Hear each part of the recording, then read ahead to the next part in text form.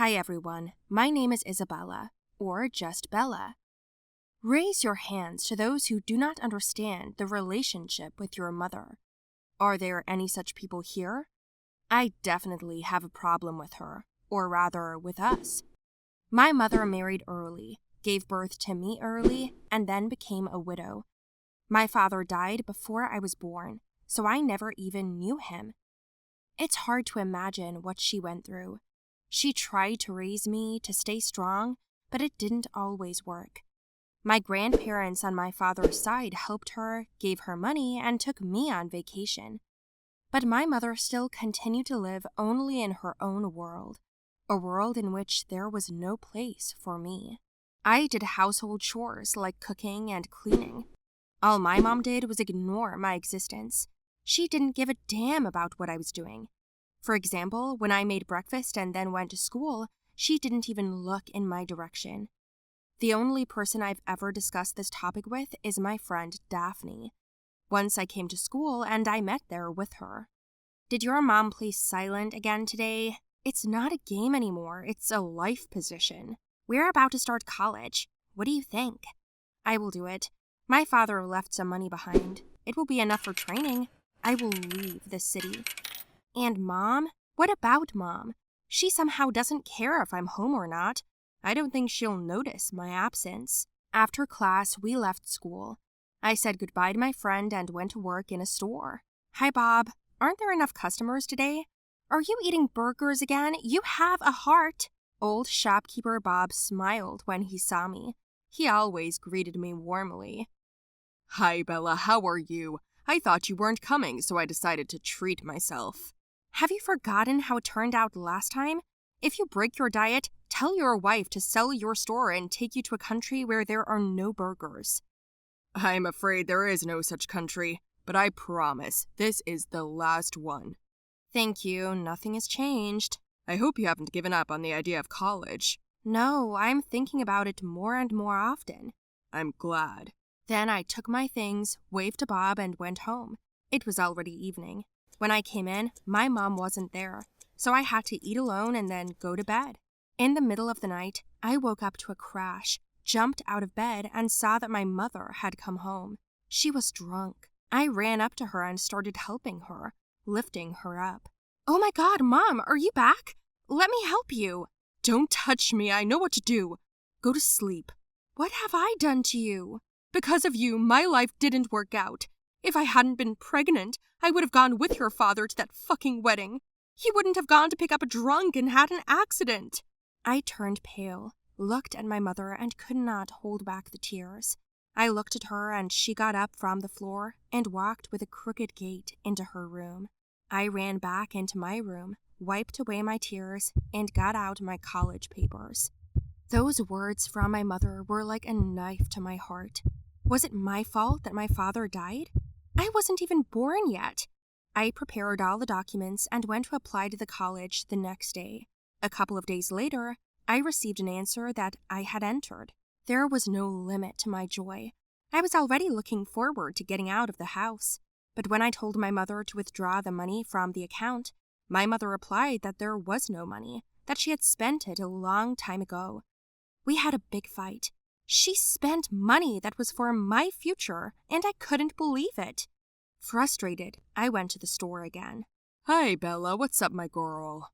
Oh, it's all right, Bob, I said, wiping away my tears. I had a difficult conversation with my mother. What did she say this time? My mom spent all the money that was for my college fund. What? How could she? I cried harder, and Bob hugged me. The white-haired old man tried to calm me down, but I was too upset. I didn't think she hated me that much. You know what? I'll give you that money. What? Bob, no, I won't accept that. It's a huge amount. My wife and I have nowhere to spend it. You know, we have no children and grandchildren. We have lived together all our lives. Where should we spend it? Just promise me you'll learn. All I did was hug Bob and shake my head, crying. Thank you, Bob. Bob and his wife gave me the money I needed, and I packed up and left. My mother, as usual, didn't even say goodbye to me, and we haven't spoken since the last fight. I graduated from college and my life gradually began to improve. In another city, I met a nice guy. His name is Steve. We were planning to get married at the time. Steve knew all about my mother, and I tried to contact her a couple of times, but she wouldn't answer. Bob told me that her life got even worse. Rumors of her life had reached him, too. Finally, a year later, when I got a good job and saved up some money, I went to my hometown to return the money to Bob. The first thing I did was go into the store and see an even older man sitting there. He recognized me at once and began to smile, and with a lame gait, he came up to me and hugged me tightly. "Boo, it's so good to see you." "And how glad I am! You've grown so much, our girl. Even though we regularly talk to you on the phone, you are still even more beautiful in person." "Have you lost weight? Finally stopped eating burgers?" "My wife put me on a diet after you left. She said that if I wanted to see you, I had to be alive, so—" "I'm very happy." Then I handed him the envelope with the money, which Bob refused to accept. "There is a percentage here. I want you to spend it on anything. If it wasn't for you, I'd be stuck here and probably become like my mother.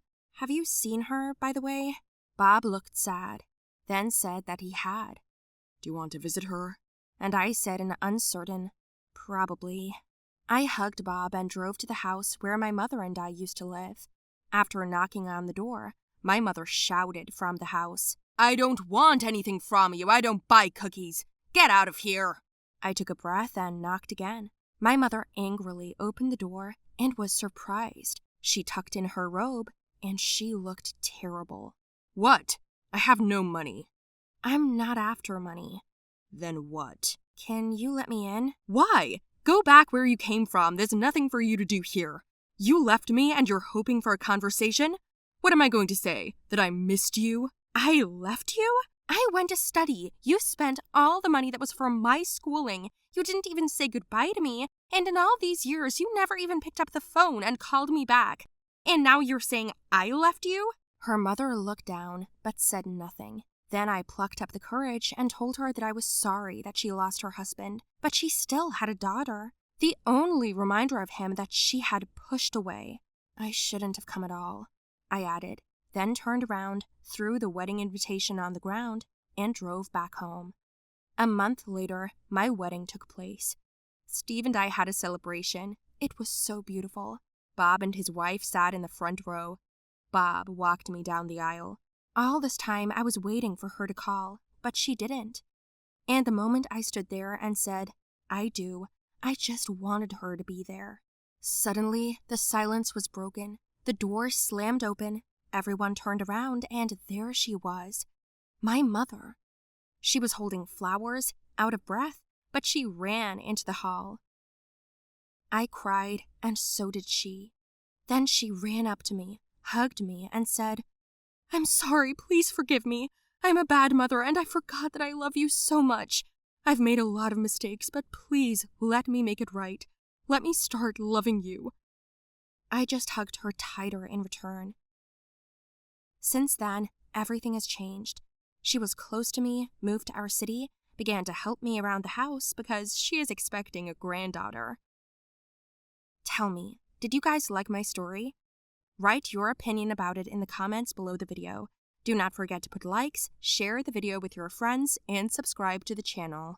My mother, a tattoo artist, covered me with tattoos. Hello everyone, my name is Kaylee. Do any of you have a tattoo artist as a mom? I agree, this is generally rare, but I have one. And yes, she covered me with tattoos herself. How did this happen? Now I will tell you. All you have to do is like the video of my story. Do not forget to share it with your friends, write comments under the video, and most importantly, subscribe to the channel.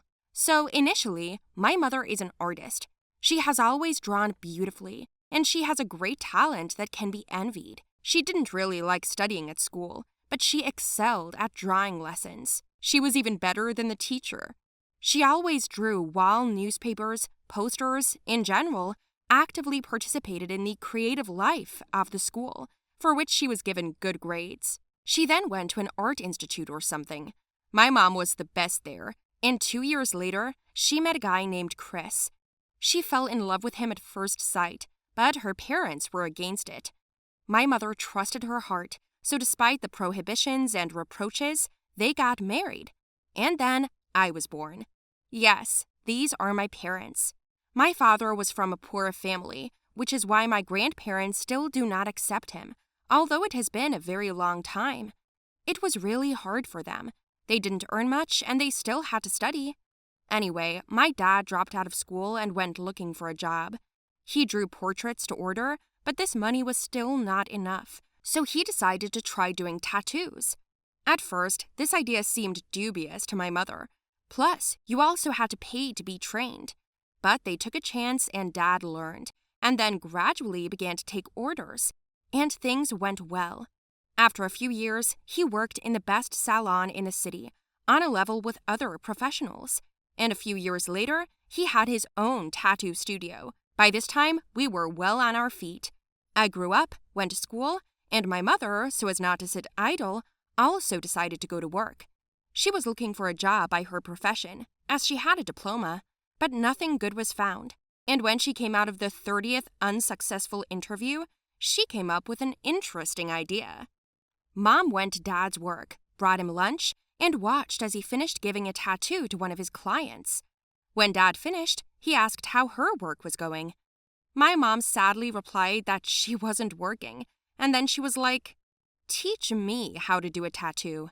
Dad almost choked on his food. This statement was very unexpected. He asked if she was sure that she wanted this, and my mother said a firm yes. From that moment on, they worked together. My father taught my mother. She practiced first on artificial leather, then began to gain a client base. Since my mother had talent, she also learned quickly. I was proud of them because they were able to stand on their own 2 feet and provide food for our family. When the school found out how my parents worked, the teachers were outraged, made unhappy faces, and the guys threw questions about whether she could get them tattoos and why I don't have any. I never thought about that before. I thought it was optional, even though my parents have tattoos, a few of them. I came home and immediately said that I wanted a tattoo. My mom and dad lost their minds. At first, they were indignant for a long time, but then they realized that they could not say no. You can understand why. Then my father said that he would allow me to get a tattoo with one condition, that it would be done either by him or by my mother. And I agreed. I was given until the weekend to choose a drawing and think about it properly, as well as to consult with my parents. All week I was racking my brain, choosing a large, then a small drawing. I could not decide. Then my mother came up to me. She advised me to make a small one, try to get used to it, to the sensations. To be honest, I was scared. Although my parents told me in detail how the process would take place, I was still worried, but it was normal. Then came Saturday. I went to the salon with my parents and asked my mother to make my first tattoo, and she agreed. They asked me again if I was ready and if I had made a conscious decision, and when they said yes, my mother invited me to sit down. In fact, I was more worried, and after 30 minutes, I had a tattoo of a small flower on my arm. It looked neat, unassuming, and I was pleased. It took about a week for the tattoo to heal. It itched, but I took good care of it. At first, I couldn't get enough of it. It's like when you buy yourself a cool new thing, only this is always with you. I often got questions from my friends. What if the tattoo gets boring? What to do then? In general, they can be taken off, but why? That is why my parents asked me if I was sure about the choice of the tattoo and if my decision was really consciously made. When everything was completely healed, the thought crept into my mind. What if I had more? My father and mother asked the same questions and invited me to the salon. This time I made a bigger drawing on my leg. I had a wolf's mouth all over my thigh. This drawing was in color, so I was worked on for several hours in a row, and not at once. My mother did a great job. She clearly displayed all the details, like she did with all her clients. In some places I was a little sore, but in general, the sensations were tolerable. Finally, when the work was completely finished, there was another drawing on my leg, and it looked just bomb.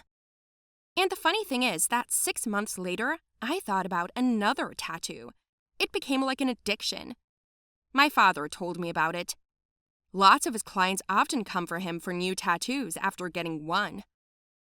So, in a total of 2 years, my mother gave me about 20 tattoos.